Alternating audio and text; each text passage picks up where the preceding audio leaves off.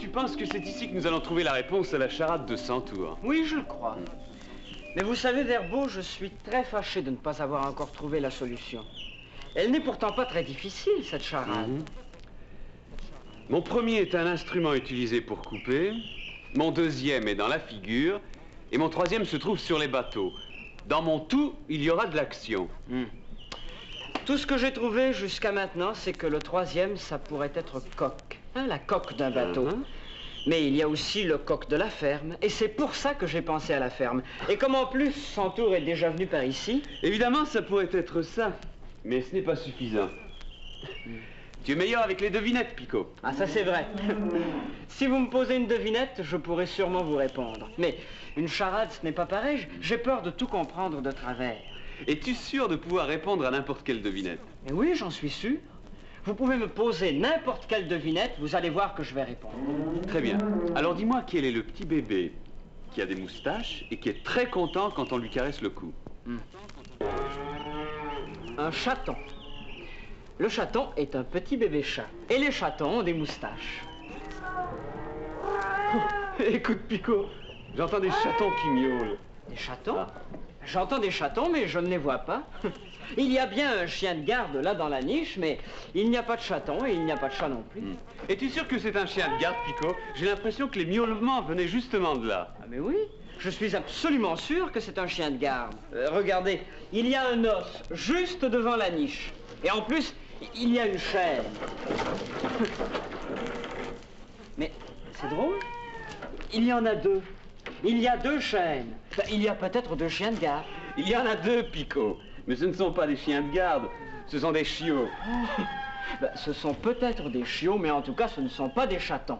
Et regardez cette chaîne. On ne met pas une chaîne comme ça à un chaton. Mais on ne met pas une chaîne comme ça à un petit chiot de rien du tout non plus. C'est vrai que cette chaîne est un peu grosse pour un aussi petit chien. Regarde comme ils sont jolis, tout poilus, avec leur gueule et leur museau. La gueule, le museau. Le message dit, mon deuxième est dans la figure. Mais la figure, c'est seulement pour les hommes et pas pour les animaux. Et la gueule de l'animal correspond à la bouche. La bouche. Ah mais non, ça ne va pas. C'est trop long. Avec coq, ça fait bouche-coq. Alors ça pourrait être le nez. Le museau de l'animal correspond à peu près au nez. Vous avez raison, ça pourrait très bien être le nez. Mais nez-coq, ça n'a pas de sens. Décidément, on ne trouvera jamais la solution. Ah non, puis qu'on ne te décourage pas si vite. Nous finirons bien par trouver. Ah tiens, il y en a un qui me lèche en ce moment. Il est en train de me lécher. Il est en train de vous lécher? Ça veut dire qu'il est en train de vous saluer, de vous dire bonjour.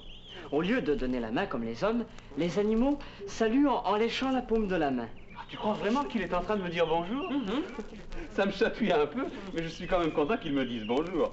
Et s'il faut qu'il me lèche pour ça, eh bien qu'il me lèche.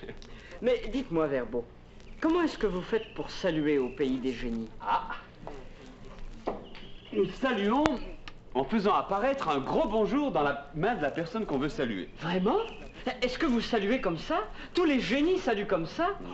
Montrez-moi comment vous faites. C'est très simple. Il suffit d'utiliser la bonne formule.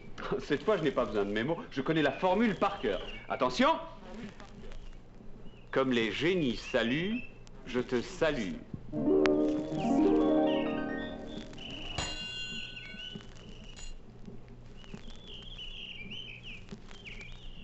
C'est vrai? J'ai un beau bonjour dans la main. Et qu'est-ce que je dois faire pour vous répondre?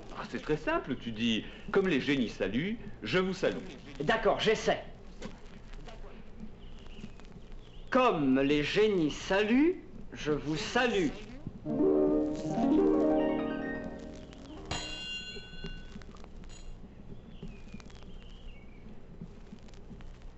Et voilà.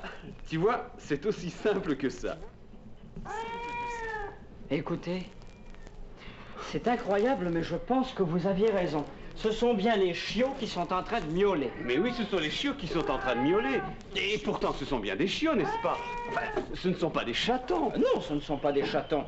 Je sais ce que c'est qu'un chaton. Et ces chiots ne sont absolument pas des chatons. Et pourtant, ils sont en train de miauler comme des chatons. Hein? C'est très bizarre. C'est tellement bizarre que je me demande s'il n'y a pas du centaure là-dessous. Non. Non, ce beuglement vient certainement de l'étable et non pas de la niche des chiots. Vous avez raison, Verbeau. Nous avons trop d'imagination. Et si c'est un tour de centaure, il doit y avoir un pied quelque part. C'est justement ce que je suis en train de chercher.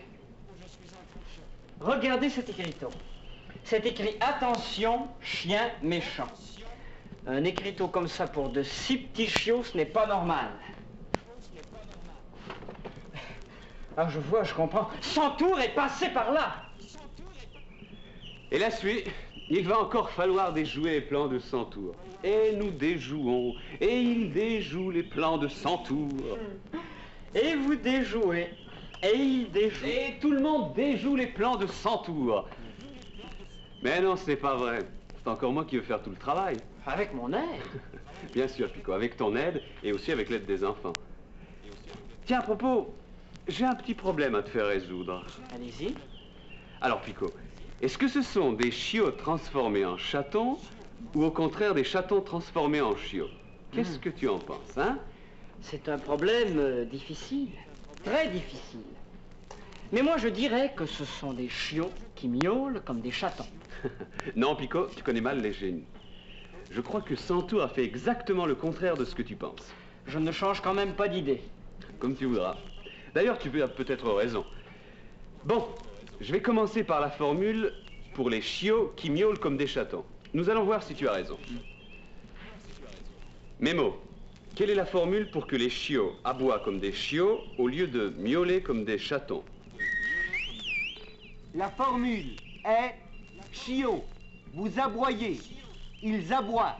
Merci, Mémo. Chiots, vous aboyez, ils aboient.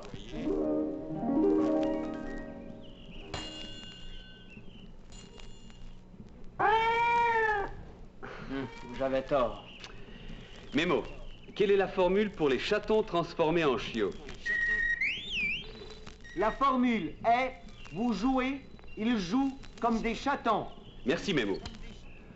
Vous jouez, ils jouent comme des chatons.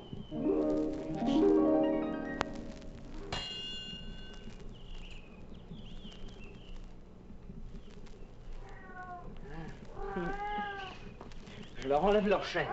Comme ça, ils seront beaucoup mieux pour jouer. Tu as raison. Voilà.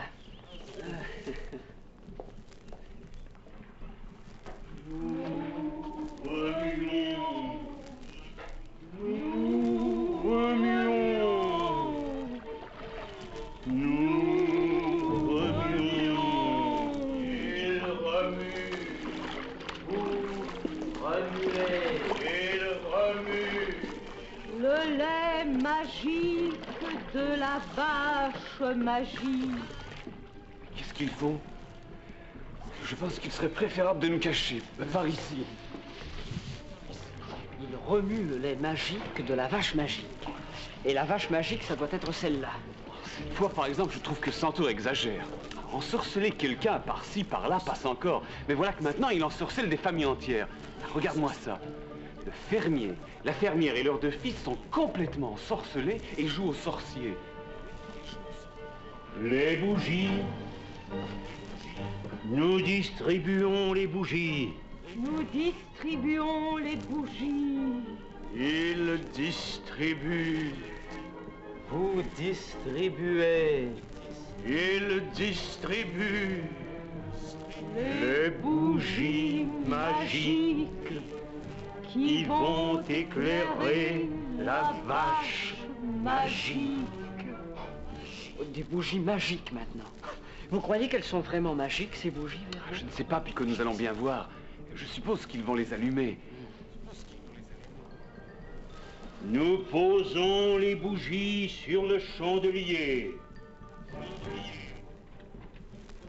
Nous les allumons.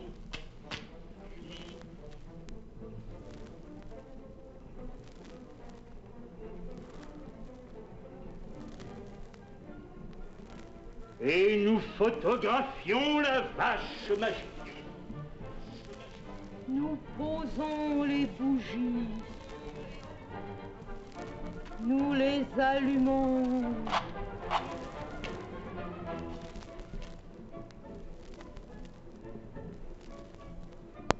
Et nous photographions. Il photographie. Vous photographiez. Il photographie.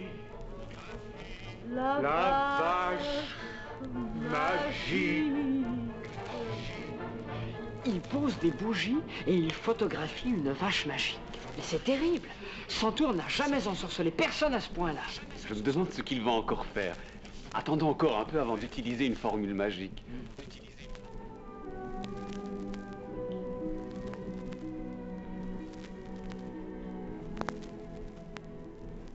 Et maintenant, c'est le moment solennel entre tous.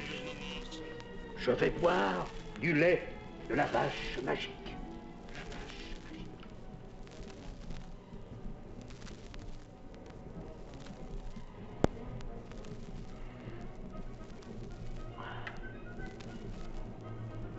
Je suis un chat. Je vais vous attraper, c'est moi le chat. Il joue au chat maintenant. Il joue au chat. Ah mais regarde, la fermière s'approche de la marmite. Elle va boire elle aussi. C'est moi le chat. C'est moi le chat. C'est moi le chat. C'est moi le chat. C'est moi. C'est moi le chat. Non, c'est moi le chat. C'est moi le chat. C'est moi le chat. C'est moi le chat. C'est moi le chat. C'est moi le chat. Décidément, il y a beaucoup trop de chats à mon goût dans cette histoire. Nemo, quelle est la formule pour enlever le mauvais sort aux gens qui photographient des vaches magiques et qui jouent au chat? La formule est il ne joue plus au chat. Nous déjouons sans tour. Il ne joue plus au chat, nous déjouons sans tour.